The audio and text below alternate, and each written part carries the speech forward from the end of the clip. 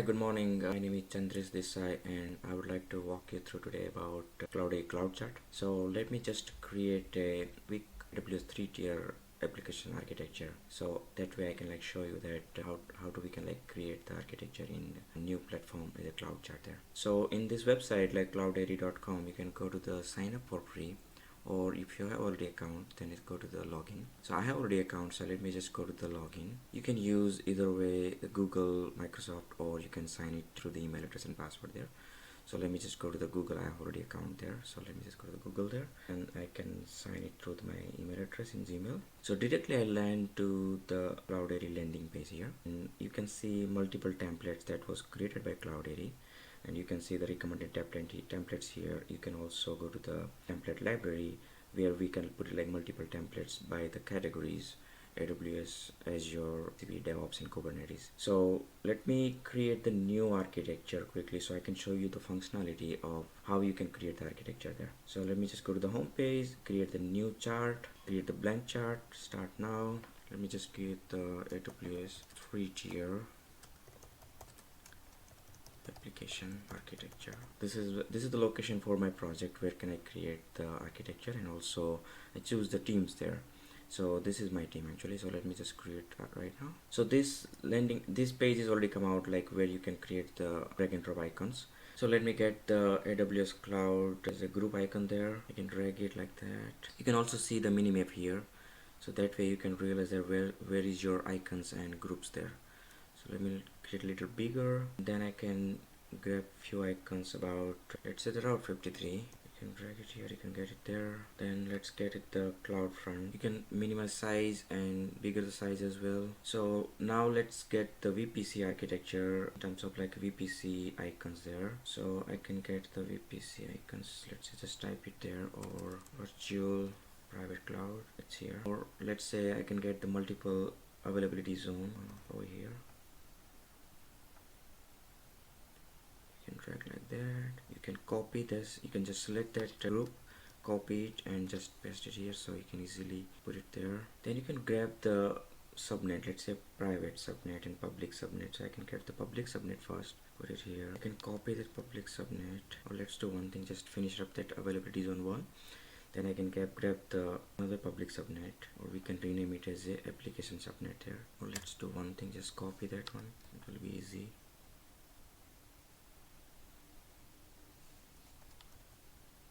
Subnet, then I can copy it again and just put it as a, you can drag and drop all those groups there, so that will be easy to get some space there, and drag it right. So now let's just make it as a database subnet there.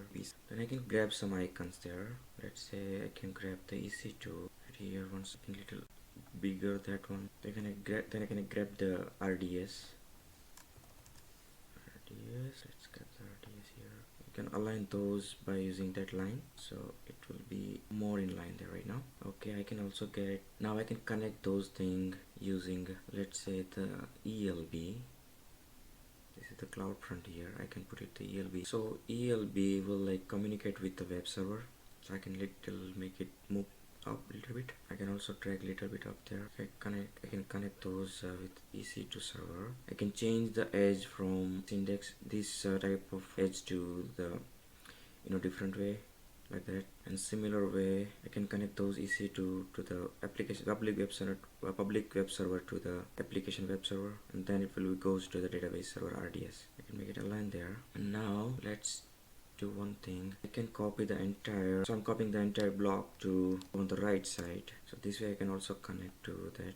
And I change the name for availability zone, let's say AZ1 or AZ2, and change this A to this type. And now there is a auto scaling group there. I can get the auto scaling group here. Similar way I can get another auto scaling group for web application server, and now I can connect both with that. So this EC2 also goes to the another ELB. You can just copy that one to put it here, and this EC2's route goes to here in ELB. Now let's go to this ELB connect with another EC2 that's in the application server. So let me just little align those things. Okay, now I can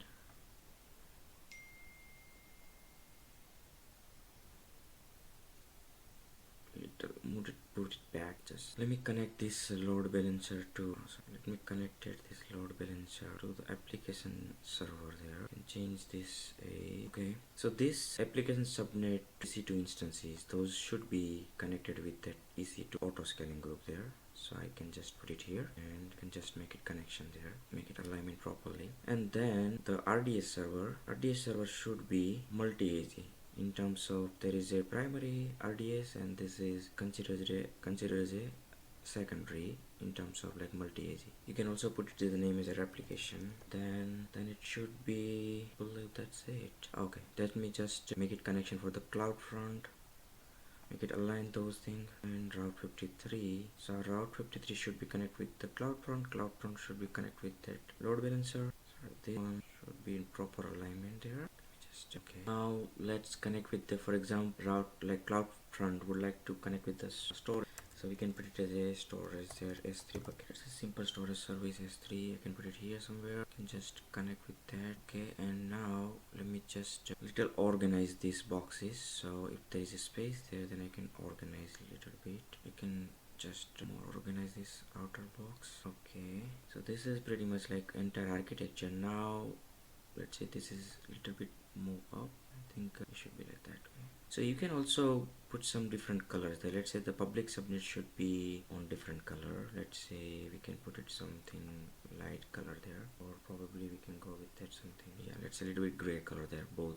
Then you can easily identify what is the public server and what is the application server there. And application server and the application subnet and the DB subnet, we can put it as a same as it is right now. And you can also change the color in case you want to change the icon color there. For example, EC2, you can change the background color of that one, let's say the greenish, or you can change this way. Let me just put it back. And you can also fill out the color of that individual box. I can also put it like something gradient there. Let's say you can put it something, yes, so those color you can also change it there. Let me just go back to the white and put the solid and go to the white. Okay, so now this architecture is already done and you can just view with the entire screen there. Okay, and let's say if you want to make it as a static, then it will be stay static there. If you want to make it as a animation there, then there is a one setting button here. You can go with that. There is a 3 options there. You can hide the minimap, like minimap this one.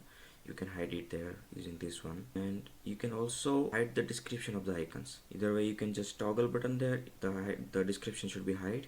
You can make it available or visible there. So just toggle it, that hide description button. And now it is the main point for the animation. So if you want to make it the animation of this architecture, just turn off the animation button then here. Then it will be start the animation. And once the animation has been started, you can export this entire file using in 3 different formats. Let's say the export is 3-tier architecture. You can export into the PNG. PNG will be static, JPEG, and then SVG. So SVG is like your animated architecture there. So let's just use the SVG there and export it. Yes, so it is already exported. It is take around like 10, probably couple of seconds. Yeah, it is done now. Let's just open that one.